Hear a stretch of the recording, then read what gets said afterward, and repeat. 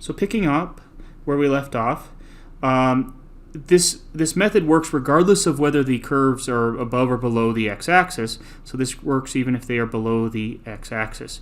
So I'd like to go ahead and work. I'd like to work number 16 with you guys. So let's take a look here. We've got two curves. I'm sorry, the diagram's a little blurry. We've got y equals x and y equals x squared minus 2. So we just said on the previous page that our basic formula is to do the integral from a to b of the upper curve minus the lower curve times dx. That's when we're integrating with respect to x. So there's a lot of things we don't know yet. We don't know, we haven't said which curve is the upper curve, which curve is the lower curve, and we also don't know what our limits of integration are for this shaded region. So our goal is to find the area of this shaded region. So this point right here will be our A, and this point right here will be our B. Excuse me, folks. So we want to go ahead and find this area. So we need to know what A and B are. Well, what do we notice at the point B?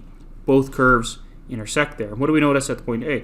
Both curves intersect there. So what I'm going to do is I'm going to set the two curves equal to one another. We set x equal to x squared minus 2. That gives us 0 is equal to x squared minus x minus 2. And I can go ahead and factor this as x minus 2 times x plus 1. So we get that x, this has a 0 at x equals 2 or x equals negative 1. And so we know that this is the value negative 2 and this is the value we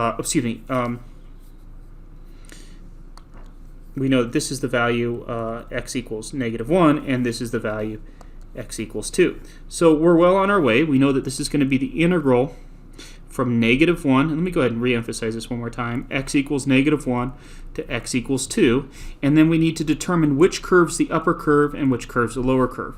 Well, in this case, I gave you the image, and so you could go ahead and just look at the graph of this function and maybe identify, yep, I see the curve y equals x is above the parabola y equals x squared minus 2 on the interval that we were given. Okay. But if we weren't given the graph of this function, we might need to determine on the interval negative 1 to 2 which function is above.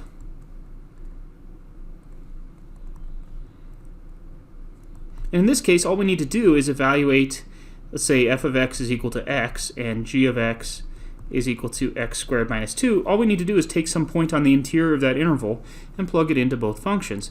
Assuming these two functions don't change, which one's above and which one's below on the interval, which they don't. We'll talk about how to address that in a later problem, actually in the next line. So let's go ahead and plug in 0 here. F of 0 is 0, whereas g of 0 is negative 2. So on this interval from negative 1 to 2, f of x is above g of x, and so we're going to call f of x, the x function, the upper curve. So we go ahead and write that as x, that's the upper, minus the lower. Now be careful here, folks. Make sure when you subtract the lower that you put the entire lower function, x squared minus 2, in parentheses there. Okay, I haven't left myself a lot of room to answer this question, but I think we can go ahead and do this. Evaluating this integral gives us 1/2 x squared minus 1/3 x cubed, and then careful, that would have been a minus times a minus, that would be positive 2, so plus 2x. Evaluated from negative 1 to 2. Folks, I'm not going to go ahead and evaluate this. I will let you plug those two numbers in through the fundamental theorem of calculus part.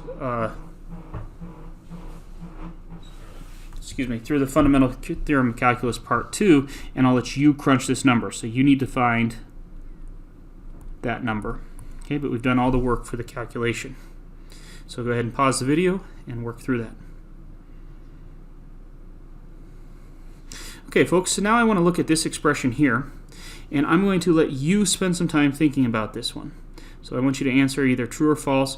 I want you to pay attention to, so in this case, if q of x is greater than p of x, then we call q of x the upper curve, and we would call p of x the lower curve.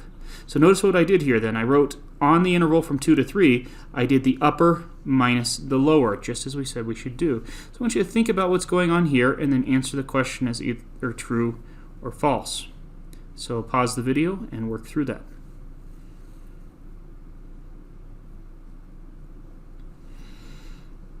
Okay, folks, let's look at number 18 here. Here we've got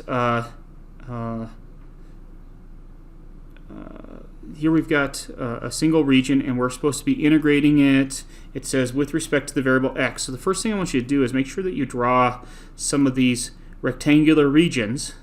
And remember that we're always supposed to do the upper curve minus the lower curve. Well, for these little rectangular slices that I've just drawn, all the ones I've drawn so far, I haven't drawn them all of the ones I've drawn so far, it looks like the red curve is above the blue curve. So as far as the upper minus the lower, I want to do the red curve minus the lower, minus the blue curve. Is that always the case? Well, no, I don't think so. I think right here at that x value, we change what curve is above. And in fact, here we would have the upper radical curve. This curve right here is the upper curve, whereas the lower radical curve, this curve right here, is the lower curve. So this person went ahead and took a shot at the answer, and they just said, hey, I'll just integrate from -5 to 4, and I'll do what I think is the upper minus the lower.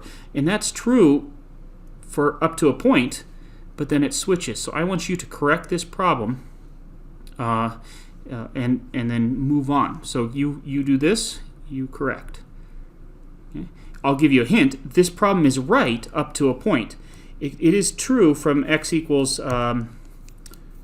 -5 to x equals, in this case, let's see here, it's a little hard to count this, 1, 2, 3, to x equals 3. This part is right, so you would still go ahead and put 1/2 x minus 1/2 minus parentheses minus the square root of 4 minus x dx. That part is true. But then we're going to have to add to that the integral from x equals 3 to x equals 4, and I need you to decide which curve is your upper curve minus your lower curve for this problem. And I'll give you a hint. I talked about it just a moment ago. Okay, go ahead and pause the video and finish this problem out.